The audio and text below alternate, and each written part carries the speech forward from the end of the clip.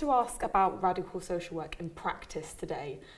You've mentioned the history, and often it's seen as very theoretical or something that academics sort of talk about. What does it actually look like in practice? What does it mean for real frontline social work? Yeah, I think that's an important question because I think you're right. I think possibly the enemies of radical social work like to just argue that it's something that academics talk about, but it's, you know, they do the talking, but practice is quite different. And in the real world, radical social work doesn't fit. Let me answer that in a number of ways. The first one is that the journal, Critical and Radical Social Work, since it started 2.5 years ago, we ensured that there was a section in that, well, there's two sections. There's one called Commentaries and there's one called Voices from the Front Line. And in both of those sections, we encourage service users and frontline practitioners to contribute. So in the commentary section, we've had frontline workers commenting on the implications of policy or changes to their practice in various different ways. And in the frontline section, it can be about social movement engagement, it can be about service user movements, but we've also had radical social workers from the front line talking about their practice. And interestingly, in the last two editions, we've had 2 award-winning social workers. One, a guy called Tony Staunton. He's a frontline practitioner in Britain.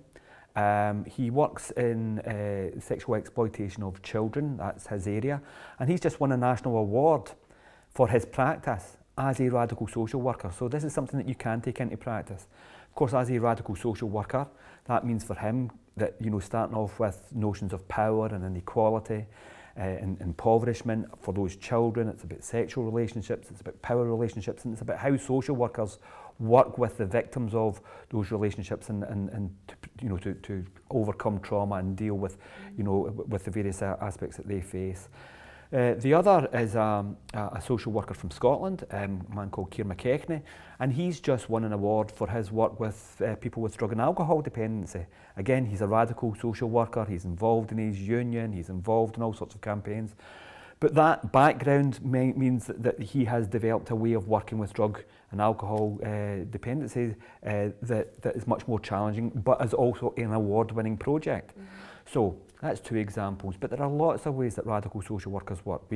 You'll see radical social workers working in asylum work, you will see them working in domestic violence work, you will see them working in a whole host of projects, but they also work in statutory social work services, and you can be radical in a statutory social work service. There are now a number of books. There are Ian Ferguson's Radical Social Work in Practice. There is a man called Colin Turbett who continues to be a frontline worker who has written about radical social work in the front line.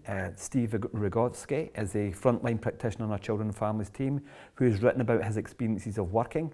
And at all times that means speaking truth to power, about the impact of cuts, about supporting families, about the needs of families, about you know, how to look after yourself as a social worker. So very importantly, being a member of collective organisation, being a member of the union so that you can't be picked off, that you share problems, that the problems of service users are the problems of you as a social worker. It's about drawing links with social work organisations. It's not about having professional distance, but overcoming professional distance whenever we can. So in the real world, I think radical social workers can do a whole host of things in mental health, in adults and children, as well as in drug work, in asylum work, in domestic violence. It's not the case that you can't be a radical in practice, and it's not the case that there are not lots of very, very good radicals out there doing some fantastic work. Of course, when we go into the international perspective, then the picture becomes even broader because we continue to find social workers involved in campaigning social work, community work, social workers where part and parcel of their job is conscientisation and getting communities that they're working with to think about their position within structures of oppression and inequality. So, you know, across the world, there are radical social workers on the front line doing fantastic work. And what we want in Critical Radical Social Work as the journal is to make the space, the voices from the front line, a space where radicals across the world who are doing frontline work can share their experiences, and let's learn from each other. Let's not be defensive, let's go on the assault, let's share the good practice, let's share the good radical practice that's out there.